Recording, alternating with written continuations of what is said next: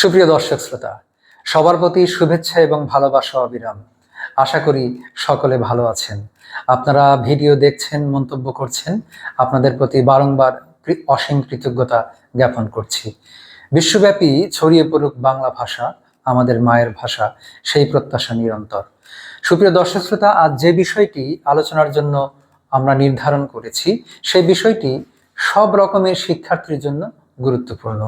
বিভিন্ন শ্রেণীর শিক্ষার্থী, চাকুরি প্রার্থী সকলের জন্য, যারা বিসিএস পরীক্ষা দেবেন বা অন্য কোনো চাকরির জন্য পরীক্ষা দেবেন, বিশেষ করে যারা চাকুরির পরীক্ষা এবং ইন্টারমিডিয়েট পরীক্ষা এবং অ্যাডমিশন টেস্ট, তাদের জন্য সবচেয়ে বেশি গুরুত্বপূর্ণ। কারণ এখান থেকে গুরুত্বপূর্ণ প্রশ্ন থেকে যায় এবং জন্য এটি অত্যন্ত গুরুত্বপূর্ণ। এটা আপনাদের করতে হবে, অতএব আপনাদের এটা লাগবে। অতএব এই বিষয়টি একটু মনোযোগ দিলেই আপনি পেরে যাবেন। তার আগে যে কথাটি বলা খুবই জরুরি, সেটা হলো যে আপনাদের অনেকের মধ্যেই একটা ভীতি কাজ করে প্রত্যয় নিয়ে, যে ব্যাকরণের এই অধ্যায়টি সবচেয়ে কঠিন, পারা যায় না, মুখস্থ করতে হয়, বোঝা যায় না। আমি আপনাকে আজকে নিশ্চয়তা দিচ্ছি, আপনি আমার কথা মনোযোগ দিয়ে শুনুন। যদি আপনি না বোঝেন, আপনি আমাকে বলবেন, আমি আপনাকে আবারও বোঝাতে চেষ্টা করব। আমি ধারণা করছি ব্যাকরণের যতগুলো অধ্যায় আছে তার মধ্যে এটি সবচেয়ে সহজ, কারণ এটি একটি সূত্রের মধ্যে চলে। আপনি যদি কিছু সূত্র, কিছু কৌশল শিখে ফেলেন, তাহলে দেখবেন এটি অঙ্কের মতো হয়ে যাচ্ছে। যোগ বিয়োগ গুণ ভাগ যেরকম অঙ্ক হয়, ঠিক তেমনি অঙ্কের মতো এই প্রত্যয়টা হয়ে যাবে। কিন্তু আপনার একটু ধৈর্য নিয়ে বসতে হবে, আপনাকে শুনতে হবে। এখন ভিডিও স্টার্ট করার আগে যদি স্কিপ করে চলে যান, অধৈর্য হয়ে পড়েন, অধৈর্য দিয়ে তো বিদ্যা হয় না, একটু ধৈর্য বাড়াতে হবে। লক্ষ্য করুন, প্রত্যয়, আমরা এই আলোচনায় ফিরে যাই, কথা আর না বাড়াই। এটি পরীক্ষায় কি করে আসতে পারে?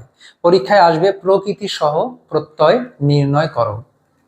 প্রকৃতি সহ প্রত্যয় নির্ণয় করো, সেটা কি করে আমরা করব? তাহলে কিভাবে প্রশ্নে আসবে? কিছু শব্দ দেয়া থাকবে, সেই শব্দের উপরে এটা লেখা থাকবে।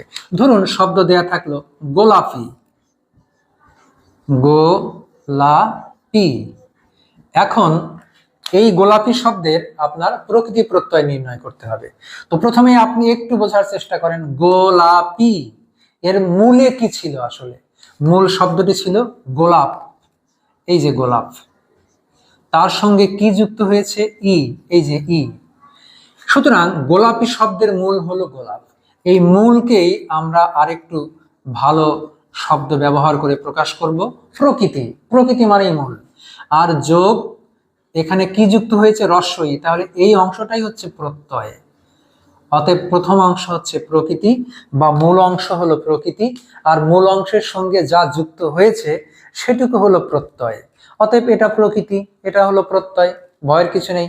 তাহলে এটাকে কি বলবো আমরা? ধরুন আমরা এটাকে ধরে নিচ্ছি প্রদত্ত শব্দ, অর্থাৎ যে শব্দ দেয়া আছে। তাহলে দেয়া আছে প্রদত্ত শব্দ গোলাপি, আমরা লিখব গোলাপ যোগ ই। আচ্ছা, ধরুন গোলাপি যদি তার পাশাপাশি আমরা আরেকটা শব্দ লিখে দিই চলা, এর অংশ হচ্ছে চল যোগ আ। তাহলে এর মূলে কি আছে? চল, অতিরিক্ত কি আছে? আ। অতএব চলটাই হচ্ছে এখানে প্রকৃতি বা মূল, আর প্রত্যয় হচ্ছে এখানে আ। এভাবে আমরা প্রকৃতি এবং প্রত্যয় নির্ণয় করব। অর্থাৎ যে শব্দ দেয়া থাকবে সেই শব্দের মূলটাকে আমরা খুঁজে বের করতে চেষ্টা করব।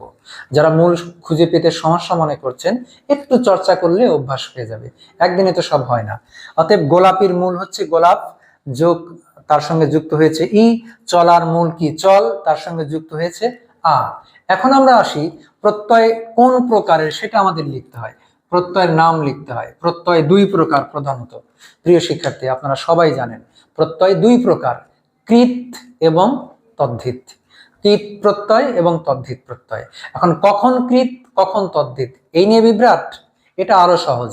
এই যে আপনি দুটো শব্দকে, বা আমরা দুটো শব্দকে এখানে ভেঙে লিখেছি, গোলাপির গোলাপ যোগ ই, চলার চল যোগ আ।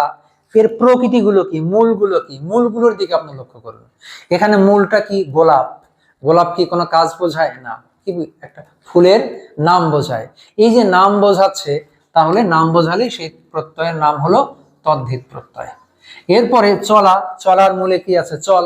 চল দ্বারা কি বোঝায়? তুই চল, বাড়ি চল, কলেজে চল, গুরুর কাছে চল। তাহলে চল দ্বারা কি বোঝায়? যাওয়া, তার মানে এটা ক্রিয়া। অতএব এটা হয়ে গেল কৃত প্রত্যয়, কৃত প্রত্যয়। সুপ্রিয় দর্শক শ্রোতা, এর চেয়ে সহজ আলোচনা আর কি হতে পারে আমি জানি না। যদি আপনারা মনোযোগ দিয়ে শোনেন, আমি বিশ্বাস করি আপনি বুঝে যাবেন। দর্শক শ্রোতা, তাহলে আরেকবার মনে করিয়ে দেই, প্রকৃতি প্রত্যয় নির্ণয় প্রশ্নে যেটা থাকবে সেটা হলো প্রকৃতি সহ প্রত্যয় নির্ণয় করো। শব্দ দেয়া থাকবে, সেই শব্দটিকে ভেঙে আমরা তার প্রকৃতি বা মূল বের করব, যোগ অতিরিক্ত কোন অংশ যুক্ত হয়েছে সেই অংশটা বের করব। যেমন গোলাপি, গোলাপ যোগ ই। আর এটা বের করার পরে আমরা প্রকৃতি বা মূলটাকে দেখব। প্রকৃতি বা মূলটা যদি ক্রিয়া বোঝায় তাহলে সে কৃত প্রত্যয়, প্রকৃতি বা মূলটা যদি নাম পদ বোঝায় তাহলে সেটা আমরা বলবো হচ্ছে তদ্ধিত প্রত্যয়। এগুলোর আলাদা আলাদা নাম রয়েছে, যেমন নাম পদের মূলকে বলা হয় প্রাতিপদিক, ক্রিয়ার মূলকে বলা হয় ধাতু।